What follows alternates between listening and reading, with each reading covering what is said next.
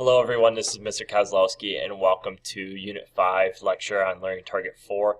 Today we'll be discussing the EM spectrum and basically the waves that make up this spectrum. EM stands for electromagnetic waves, and students will have to classify these waves by common application and wave property.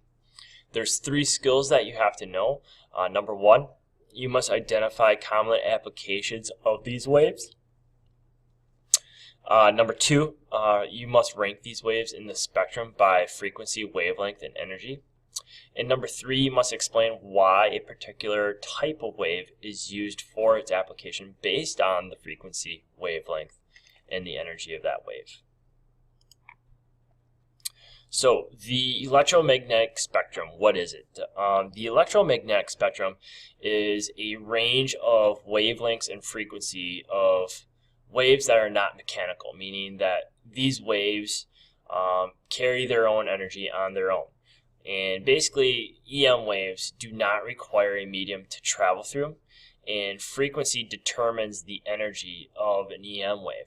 So basically that means the higher the energy means the higher the frequency of the wave. So those are two big differences you'll have to note with the EM spectrum, that, all right, no longer need a medium for electromagnetic waves, and frequency determines the energy instead of the amplitude. So kind of understand the differences between that.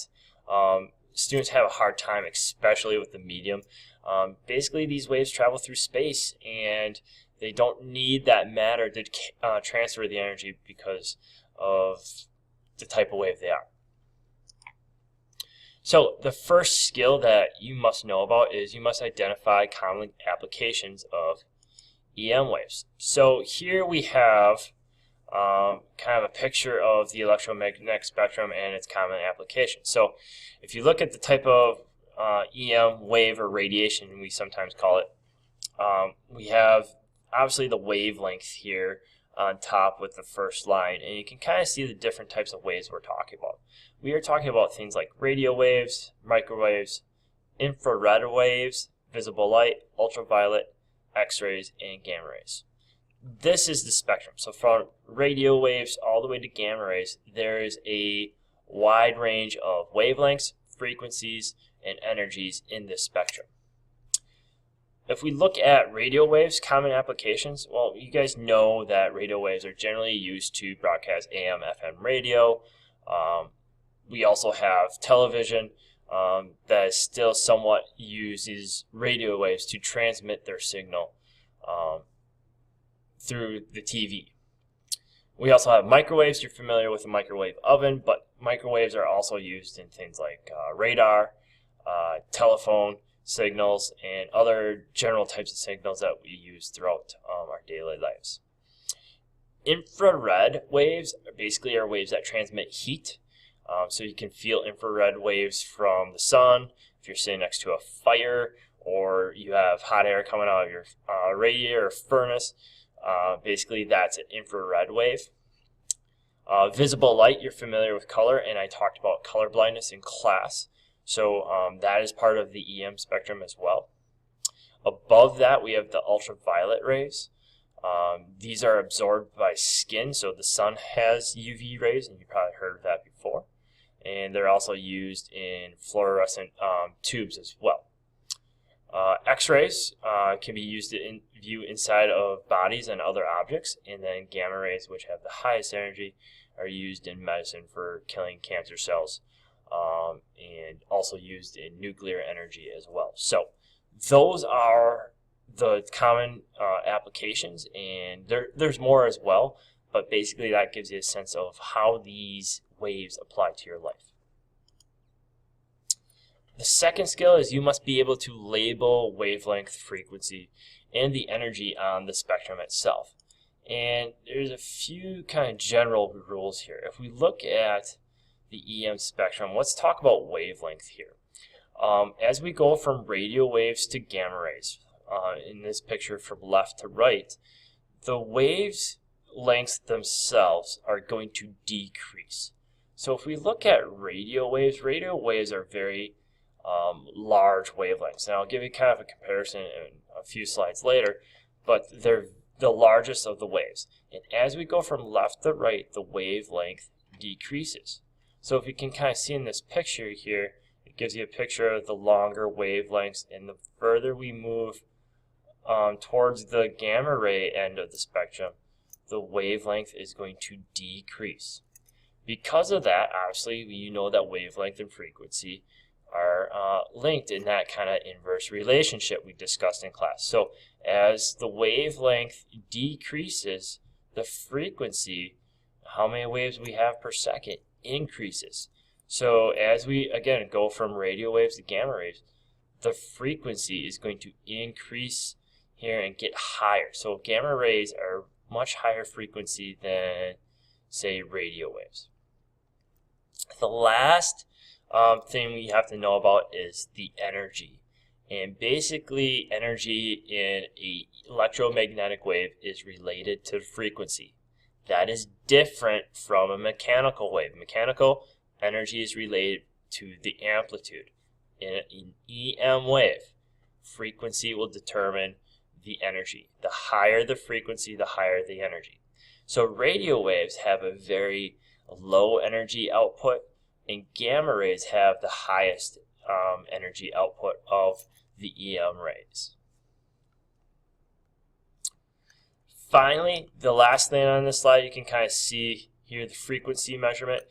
You can also include visible light.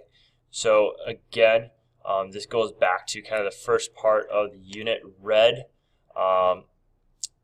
color waves have basically the low wavelength, or excuse me, the increased wavelength, and then the low energy, and then decreased frequency, while violet has the higher frequency, shorter wavelengths, and more energy. So we kind of talk about the light within the EM spectrum, but again, just kind of make sure you understand the relationship between frequency, wavelength, and the colors in the spectrum.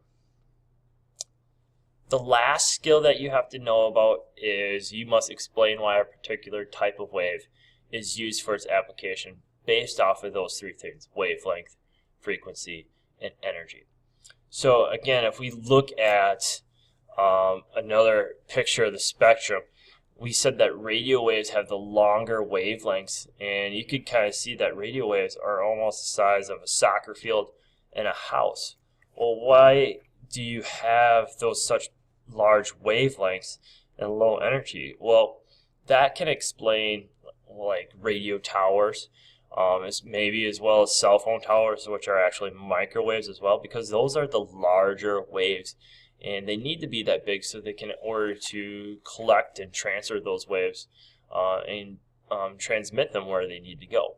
Radio waves, if you think about it, travel long distances, so they are that big as well, because they can travel those long distances and needed to transmit that signal and to your radio so you can hear and listen to news, music, whatever.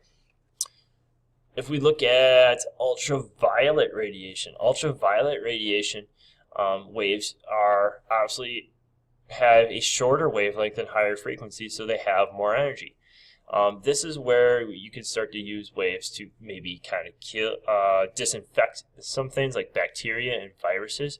As you can see, they're the same size, and because they actually have more energy, they can be used in those purposes of killing off types of sicknesses or types of cells, starting with UV radiation. If you think about suntan lotion, a common application, has a lot of ingredients in it to help protect against different types of UV radiation, because ultraviolet does have some sort of energy, according to it, more than, let's say, like radio waves down at the other end of the spectrum. If you get to more extreme frequencies and more, higher frequency, higher energy waves, like X-rays and gamma rays, well, those are used in things like medicine. And the reason we can use them in medicine is they're very, very small waves, very high frequency waves. As you can see, about the size of a water molecule, but also they have high energy, and those high energy waves can be used to help get rid of bad cancer cells, or to see something like a broken bone, like in an x-ray. If you think about going to the doctor to get an x-ray, they put that lead vest on you because those waves have such a high frequency and high energy that they could alter your cells and cause you to become ill. So just kind of common applications you're going to have to kind of know about. Now, we're going to talk obviously more about these common applications and how you can apply them to things like the energy, wavelength, and frequency, but this is kind of a good chart to go off as well. So, to review, again, pretty simple. You just need to know what the EM spectrum is, obviously, and what common applications do exist in the EM waves. You gotta have to label the wavelength, frequency, and energy on the EM spectrum, and then obviously explain why a particular type of wave is used for its application based on those three properties: wavelength, frequency, and energy. There's going to be no quiz for this video, and we'll talk more about the video quizzes in class, but please take good notes, and when you come back to class, hopefully we'll get some more practice with waves on the EM spectrum. Thanks.